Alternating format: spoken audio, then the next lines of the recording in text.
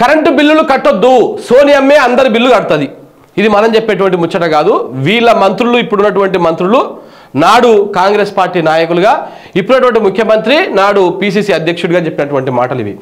నాడు ఎన్నికల్లో అగ్రనేతల ప్రచారం, రేవంత్ రెడ్డి, బట్టి విక్రమార్క, కోమటిరెడ్డి వ్యాఖ్యలను గుర్తు చేస్తున్న ప్రజలు, నెటిజన్లు, బిల్లుల కోసం వస్తున్న విద్యుత్ సిబ్బంది, కట్టేది లేదంటున్న గ్రామాల్లో, బస్తీల్లోని జనం. సో బిల్లులు కట్టాల్సిందేనని మహబూబ్ నగర్ లో విద్యుత్ అధికారుల అనౌన్స్మెంట్. రైట్, ఇంతన్నారు అంతన్నారు. చిటారు కమ్మన మిఠాయి పొట్ల ఉంది అన్నారు. 4 రోజులు పోగానే తెచ్చి ఇస్తామని చెప్పారు. 4 రోజులు కాదు, 40 రోజులు అయింది. మిఠాయి పొట్లం ఇంకా చిటారు కొమ్మన్నే ఉండి ఊరిస్తోంది. కడుపులో ఎలుకలు పరుగు పెడుతూనే ఉన్నాయి. గృహజ్యోతి పేరుతో కాంగ్రెస్ చూపించిన మిఠాయి పొట్లం గురించే ఇదంతా. మేం కడతామన్నారు, సోనియమ్మ వచ్చి కడుతుందన్నారు. కానీ ఇప్పటి వరకు వచ్చినోళ్ళు లేరు, కరెంటు బిల్లు కట్టినోళ్ళు లేరు. నవంబర్లోనే బిల్లు కట్టొద్దన్నారు. జనవరి ముగుస్తున్నా కంటికి కనిపించడం లేదు.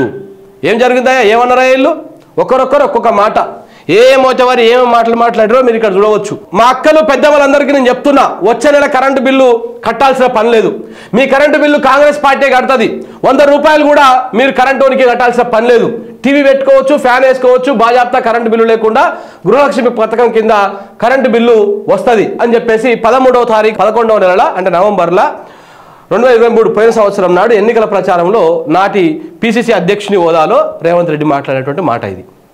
ఏంటంటే నవంబర్లో అంటే వచ్చే నెల నుంచి, అంటే డిసెంబర్ నెల నుంచి మీరు బిల్లు కట్టాల్సిన పని లేదన్నారు. డిసెంబర్ నెల వాడుకుంటే అది జనవరిలో కట్టదు. అంటే ఇప్పుడు కట్టేది డిసెంబర్ బిల్లు. ఈ బిల్లు మనం కట్టొద్దు అని చెప్పేసి నాడు ఎవరు రేవంత్ రెడ్డి గారు చెప్పినటువంటి మాట ఇది. మనమైతే ఏం కొత్తగా చెప్తలేం కదా, ఆయన చెప్పినటువంటి మాటనే ఇది. ఇక మళ్ళీ అదే దాంతోపాటు కోమటిరెడ్డి వెంకటరెడ్డి, మా ఎంకన్న, ఏది నల్గొండ ఎంకన్న ఏమన్నాడు అది కూడా చూడ్రి. 200 యూనిట్ల వరకు ఈ నెల నవంబర్ నెల బిల్లు కట్టకండి, వచ్చే నెల 1కు బిల్లు వస్తుంది, 3 తారీఖు నాడు రిజల్ట్ వస్తుంది, 9 తారీఖు నాడు మన గవర్నమెంట్ వస్తుంది. ఎవరు నవంబర్ బిల్లు కట్టొద్దు, ఎవరన్నా అడిగితే వెంకటరెడ్డి గారు చెప్పిండ్రు అని బాజాప్తా చెప్పండి, ఈ నెల బిల్లు కూడా రద్దు చేస్తున్నాం అని చెప్పేసి వెంకన్న ఏం చెప్పిండు. మా పిసిసి అధ్యక్షుడు ఒక మాట చెప్తే దానికి ఒక అడుగు ముందేసి ఇంకా ఏమన్నాడంటే, మా రేవంత్ రెడ్డి నేనేమన్నా తక్కువ తినానా, నేను కూడా గట్టిగానే చెప్పాలని చెప్పేసి ఆయనేమో వచ్చే నెల నుంచి బిల్లు కట్టకూరి అనేమో ఆయన నవంబర్లో చెప్తే, ఈ నెల బిల్లు కూడా మీరు కట్టొద్దు, అంటే నవంబర్ నెలలో వచ్చేటువంటి బిల్లు కూడా మీరు కట్టనే వద్దు, నేనే కడతాం, మా కాంగ్రెస్ పార్టీ కడుతుంది, ఎవరన్నా అడిగితే వెంకటరెడ్డి కట్టొద్దండి అని చెప్పేసి చెప్పిండు. ఇది మనం చెప్పే మాట కాదు, వెంకటరెడ్డి చెప్పినటువంటి మాటనే. అది కూడా చూపిస్తా. సో ఇదే విషయాన్ని కేటీఆర్ నిన్న బీఆర్ఎస్ మీటింగ్లో తెలంగాణ భవన్లో హైదరాబాద్ సికింద్రాబాద్ సమీక్ష జరుగుతూ ఉన్న సందర్భంగా ఇదేది ప్రజలకు విజ్ఞప్తి చేసిండు. వీళ్ళు ఏదైతే చెప్పిర్రో అదే విషయాన్ని ఆయన విజ్ఞప్తి చేసిండు. ఏం చెప్పిండు? ప్రజలు ఎవరు కరెంటు బిల్లు కట్టొద్దు, కాంగ్రెస్ ఇచ్చిన హామీ ప్రకారము జనవరి నెల కరెంటు బిల్లు ఎవరు కూడా చెల్లించవద్దని బీఆర్ఎస్ వర్కింగ్ ప్రెసిడెంట్ కేటీఆర్ అన్నారు. తెలంగాణ భవన్లో పార్లమెంటు నియోజకవర్గాల రివ్యూలో పాల్గొన్న ఆయన వచ్చే నెల నుంచి 200 యూనిట్ల లోపు విద్యుత్తు వాడే బిల్లులు మొత్తం సోనియా గాంధీ కడుతుందని కాంగ్రెస్ నాయకులు చెప్పారు. కాబట్టి వారు ఇచ్చిన హామీ ప్రకారం ఎవరు కూడా విద్యుత్ బిల్లులు కట్టవద్దని చెప్పేసి కేటీఆర్ చెప్పిండు నిన్న. సో వీళ్ళు ఏం చెప్పిర్రో అదే విషయాన్ని కేటీఆర్ కొత్తగా ఏం చెప్పలే, జస్ట్ ప్రజలకు గుర్తు చేసిండు. ఒకసారి ఇంకా దీంతో పాటు ఇంకా ఇద్దరు మాట్లాడారు, అది కూడా చూపిస్తా. ఇగో మళ్ళా రేవంత్ రెడ్డి ఏమన్నాడు? సికింద్రాబాద్లో మీటింగ్ పెట్టినప్పుడు అప్పుడు ఎన్నికల సందర్భంగా, ఇవాళ బస్తీలల్లా మా అక్కలు ఉన్నారు, సంపాదించిన రెక్కల కష్టం అంతా కరెంటు బిల్లుకే పోతుంది, మామూలు ప్రేమనా? అసలు మామూలు ప్రేమ కాదు, మొత్తం మీరు అంతా సంపాదించినంతా కరెంటు బిల్లుకే పోతుంది. ఇక వచ్చే నెల నుంచి మీరు ఎవ్వరు బిల్లు కట్టద్దు, 200 యూనిట్లు ఉచితంగా ఇస్తాం, 200 యూనిట్ల వరకు మీ ఇంటి కరెంటు బిల్లు సోనియమ్మ కడుతుంది, వచ్చే నెల పేదోళ్ళు ఎవ్వరు కూడా బస్తీలల్లా కరెంటు బిల్లు కట్టద్దు అని చెప్పారు. సికింద్రాబాద్ ప్రజలారా మీ దగ్గరకు వచ్చే చెప్పిండి ఈ ముచ్చట రేవంత్ రెడ్డి. కాబట్టి సికింద్రాబాద్లో ఉన్నటువంటి ఏ ఒక్క పేద జనం కూడా, పేద ప్రజలు కూడా, బస్తీలలో ఉన్నటువంటి వాళ్ళు, సరే పెద్ద పెద్ద బిల్డింగ్లలో ఉన్నటువంటి వాళ్ళు కట్టినా పర్లేదు, కానీ బస్తీలలో ఉన్నటువంటి వాళ్ళు ఎవరు కూడా మీరు 200 యూనిట్ల కంటే ఎక్కువ విద్యుత్తు ఆ లోపు వాడుకుంటే 100% మీరు బిల్లు కట్టాల్సినటువంటి పనే లేదు. రేవంత్ రెడ్డి గారే చెప్పారు, మన ముఖ్యమంత్రి గారు, ఇప్పుడు ముఖ్యమంత్రి గారు. సో కాబట్టి ఎట్టి పరిస్థితుల్లో కూడా కట్టొద్దు. విచ్ఛిన్నకర ఆలోచన ఉన్న వాళ్ళే ఈ విధంగా మాట్లాడారు. విద్యుత్ సంస్థలను ఇప్పటికే అప్పుల్లో ముంచారు, ఇప్పుడు కరెంటు బిల్లులు కట్టవద్దని చెప్పి రాష్ట్రాన్ని అంధకారంలోకి నెట్టేద్దాం అనుకుంటున్నారని చెప్పేసి నిన్న శనివారం నాడు ప్రెస్ మీట్లో బట్టి విక్రమార్క చెప్పింది. గిట్లా ఈ విధంగా ఉన్నది. ఎక్కడ ఇలా బయట చూపి, ఇవేనా?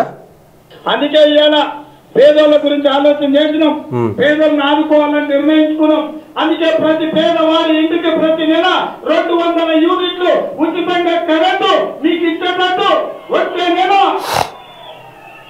అక్కలకు మా పెద్దమ్మలందరికీ నేను చెప్తున్నా, వచ్చే నెల నుంచి ఇంటి కరెంటు బిల్లు కట్టాల్సిన పని లేదు.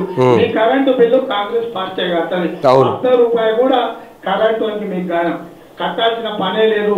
టీవీ పెట్టుకోవచ్చు, ఫ్యాన్ వేసుకోవచ్చు, మంచిగా బాగా కరెంటు బిల్లు లేకుండా మీరు గృహలక్ష్మి పథకం కింద మీకు కరెంటు బిల్లు వస్తుంది. ఈ మాట చెప్పింది ఎవరయ్యా? మనమైతే కాదు కదా. ఈ మాట చెప్పింది మనం కాదు కదా. నేటి ముఖ్యమంత్రి, నాటి పిసిసి అధ్యక్షుని హోదాలో వచ్చే నెల నుంచి కరెంటు బిల్లు కట్టొద్దు అన్నారు. కాబట్టి ప్రజలారా, తెలంగాణ ప్రజలారా, ఎవరు కూడా మీరు కరెంటు బిల్లులు కట్టొద్దు, ఎట్టి పరిస్థితుల్లో కూడా కట్టొద్దు. ఈయననే కాదు చెప్పింది, ఇంకా కూడా చెప్పిండు. ఈడ కూడా చెప్పిండు. ఇది సికింద్రాబాద్ లో చెప్పినటువంటి ముచ్చట. అగ్గజుడు ఎంత ప్రేమ. మా అక్కలకు కరెంటు బిల్లు నుంచి విముక్తి కలిగేందుకే వచ్చే నెల బిల్లు కట్టక 200 యూనిట్లు ఉచితంగా మీ ఇంటి బిల్లు, మీ ఇంటి కరెంటు బిల్లు సోనియమ్మ కడుతుంది 200 యూనిట్ల వరకు. వచ్చే నెల ఎవరు పేదోళ్ళు మీ బస్తీల కరెంటు బిల్లు కట్టాల్సిన పని లేదు. సో ఇది ఈ మాట చెప్పింది ఎవరు? ఈ తలకాయ, ఈ ముక్కు, ఈ మూతి అన్ని గుర్తుపట్టిరా? ఇది కూడా రేవంత్ రెడ్డి గారి. సో కాబట్టి రేవంత్ రెడ్డి గారి మాటకు మనం విలువ ఇవ్వాలి.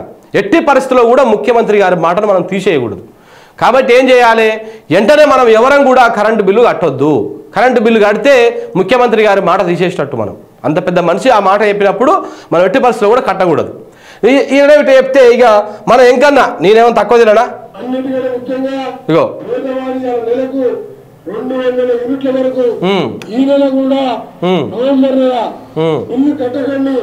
వచ్చే నెల ఫస్ట్ బిల్లు వస్తుంది. 3వ తారీఖు రిజల్ట్ వస్తుంది. 9కి మన గవర్నమెంట్ అయినా సరే 400 బిల్లు ఈ నవంబర్ బిల్లు ఎవరు కట్టద్దు. ఎవరు వస్తే వెంకటరెడ్డి గారు చెప్పండి కట్టొద్దు అని చెప్పి మీరు బాగా అర్థం చెప్పండి. ఈ నెల బిల్లు కూడా రద్దు చేస్తున్నాం మేము. దాంతో ఏమన్నాడు ముఖ్యమంత్రి గారేమో ఆ మాట అన్నారు. ఏమన్నారు? వచ్చే నెల నుంచి మీరు ఎవరు కూడా బిల్లు కట్టొద్దు అన్నారు. మన కోమటిరెడ్డి వెంకటరెడ్డి గారు, నేటి మంత్రి గారు, ప్రధానమైనటువంటి పోస్టులో ఉన్నటువంటి మంత్రి గారు ఏమంటున్నారు? అసలు నవంబర్లో వాడుకున్నటువంటి బిల్లు కూడా కట్టనే వద్దు, దాన్ని కూడా మేము రద్దు చేస్తున్నాము. రేపు డిసెంబర్ 3 తారీఖు నాడు రిజల్ట్స్ వస్తున్నాయి, మా ప్రభుత్వం వస్తుంది. అందరికీ తెలుసు కదా ముందే ప్రభుత్వం వస్తుంది అని. మా ప్రభుత్వం వస్తుంది, మేము ప్రభుత్వం ఏర్పడతాము, డిసెంబర్ 9 తారీఖు నాడు మేము మొత్తం రద్దు చేస్తున్నాము అని చెప్పేసి మన కోమటిరెడ్డి వెంకటరెడ్డి చెప్పిండు. సో కాబట్టి ఇంత పెద్ద మంత్రులు చెప్పినాక, ఇంత పెద్ద మనుషులు చెప్పినాక మనం కరెంటు బిల్లు కడితే మనం తప్పు చేసిన వాళ్ళం అవుతాం. 200% మనం ఎవరం కూడా కరెంటు బిల్లు కట్టనే వద్దు. కడితే ఇలా మాటకు మనం విలువించిన వాళ్ళం కాదు. ఇలా వీళ్ళు మన పాలకులు. కాబట్టి ఎవరు కూడా కరెంటు బిల్లు కట్టవద్దు ప్రజలారా. సో కాబట్టి మన రేవంత్ అన్న చెప్పే, ఇప్పుడు వెంకటన్న చెప్పే. ఇంకా వీళ్ళిట్లా ఉంటే ఇక నిన్న ఇదే విషయాన్ని ఎవరు అడిగారు? మన రిపోర్టర్లు అడిగారు. మరి ఇట్లా కరెంటు బిల్లు కట్టొద్దని మీరు చెప్పిర్రు. ఇదే విషయాన్ని కేటీఆర్ గారు నిన్నటి సభలో వాళ్ళ సమీక్ష సమావేశంలో ప్రజలకు పిలుపునిచ్చిర్రు. మరి దీనికి మీరు ఏమంటారయ్యా బట్టి విక్రమార్క గారు అంటే ఇక ఈయన చూడు ఏం చెప్తున్నాడు. ఇగో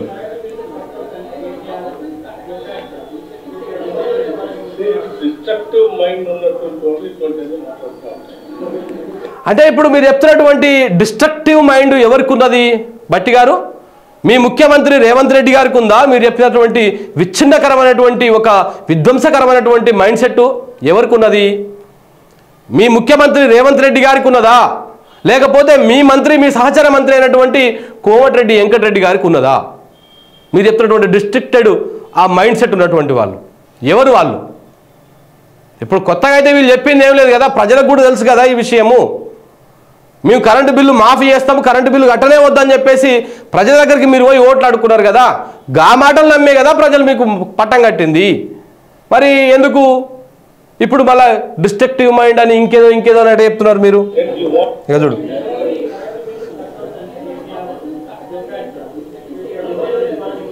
డిస్ట్రక్టివ్ మైండ్ ఉన్నటువంటి వాళ్ళు ఇటువంటి మాట్లాడుతూ ఉంటారు.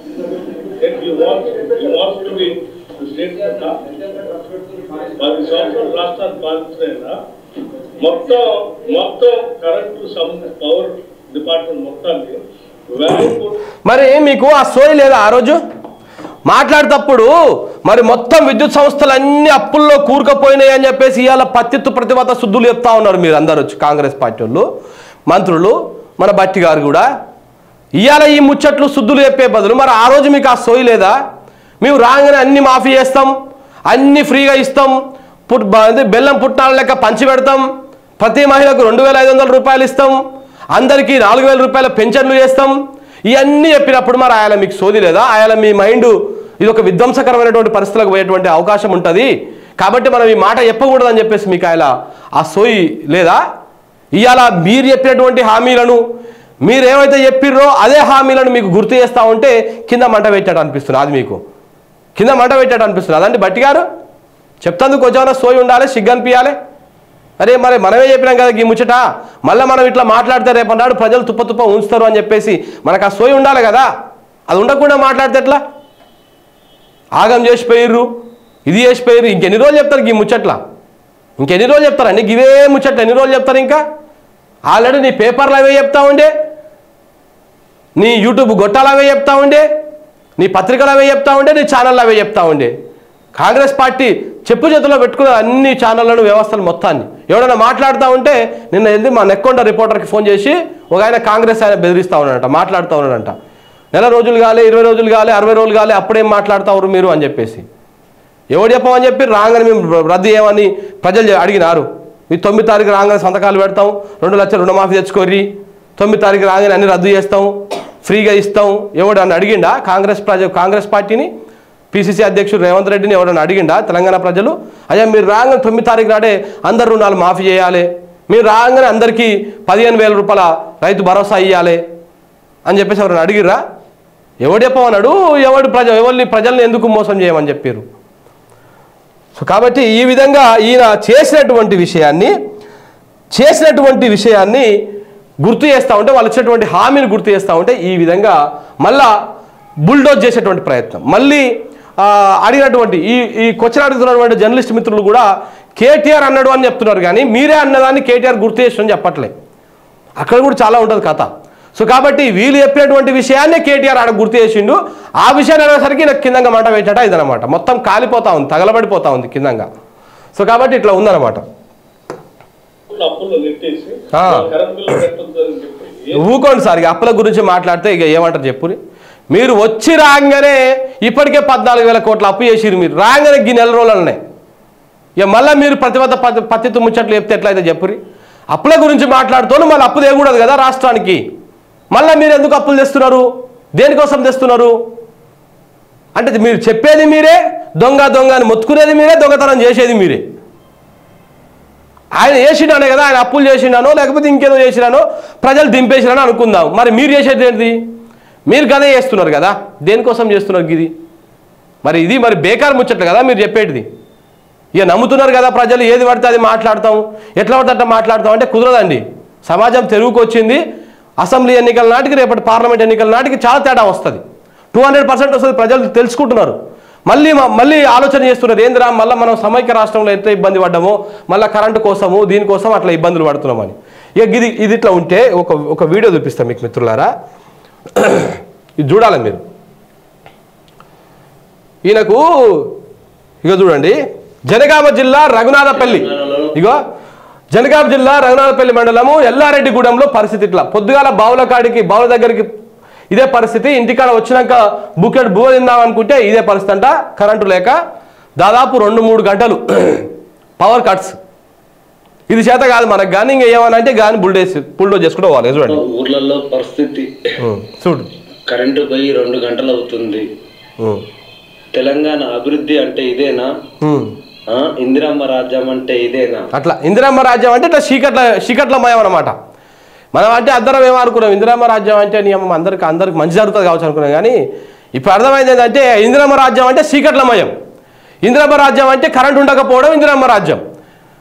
ఎక్కడ పడితే అక్కడ ఎవడైనా ప్రశ్నిస్తే వాళ్ళని చంపేయడము, వాళ్ళ మీద కేసులు పెట్టడం, దౌర్జన్యాలు చేయడం ఇందిరమ్మ రాజ్యం. ఇందిరమ్మ రాజ్యం అంటే ఏంటంటే పరాయి దేశం పోయి కూడా మా తెలంగాణ గడ్డని పరువు చేయడం ఇందిరమ్మ రాజ్యం అన్నట్టు. ఇది ఇందిరమ్మ రాజ్యం. ఇది దేనికయ్యా ఇది పనికి వాలింది? అక్కడికి రాని ముచ్చట ఇదంతా. వీళ్ళు అన్ని ఉట్టి మాటలే, చేతలు ఏమి లేవు. అందుకే 100% మనం ఎవరైనా బిల్లు కట్టొద్దు. మళ్ళీ బట్టి గారు చెప్తా ఉన్నారు, ఇది మొత్తం చీకట్లోకి నెట్టివేయాలి, ఒక రకమైనటువంటి విధ్వంసం సృష్టించాలి, దీనికోసం ప్రయత్నాలు చేస్తున్నారు. చేసిందే మీరు. కొత్తగా సృష్టించే ఏం లేదు తెలంగాణలో, అంతా ఆల్రెడీ విధ్వంసం అయితేనే ఉంది, ఆల్రెడీ స్టార్ట్ అయింది అయితేనే ఉన్నది. ఒకసారి బావుల దగ్గరికి పోండి, బోర్ల కాడికి పోయి కూర్చో, 24 hours కూర్చోరు ఆ మోటార్ల కాడ. కరెంట్ ఎన్ని గంటలు ఉంటుంది, ఎన్ని గంటలు పోతుంది ఆ మోటారే చెప్తుంది, ఆ స్టార్టరే చెప్తుంది. కొత్తగా మనం ఏం చేయాల్సిన అవసరం లేదు. మీరు ఆల్రెడీ విధ్వంసాన్ని స్టార్ట్ చేసిరు, అది ఆల్రెడీ మూవ్ అయ్యింది అప్పటికే. ఇంకా కొత్తగా అయింది, ఇంకా విధ్వంసం చేస్తారంట. ఇంకా చెప్తుంది కానీ ఉండాలి కొంచెం.